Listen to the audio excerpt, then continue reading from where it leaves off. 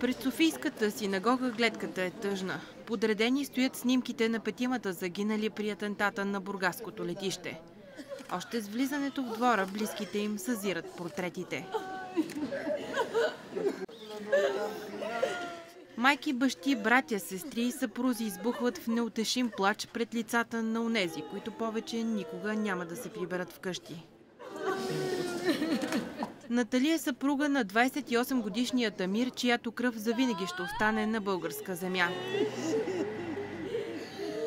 Двамата пристигат в Бургас с друга двойка техни приятели – Ицик и Гилат. Двамата мъже оставят жените си вдовици, а децата си рачета.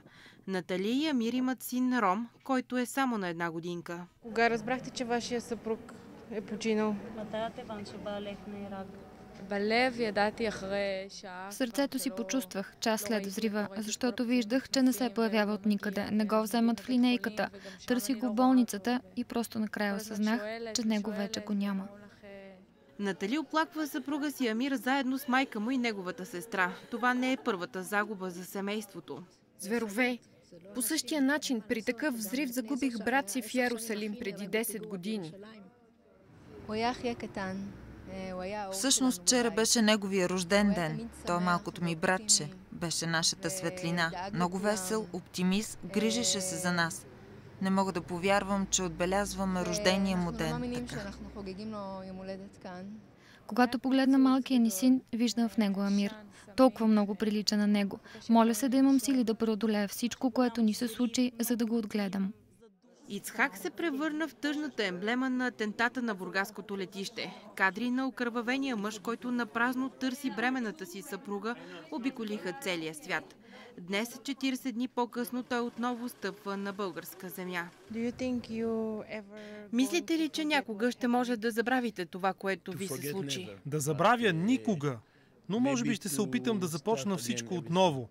Но нея никога няма да забравя. Освен съпругата си Кохава, Ицхак загуби при атентата и нероденото си дете. На 44 години жена му успяла да забременее, след като дълго време двамата не могли да имат дете.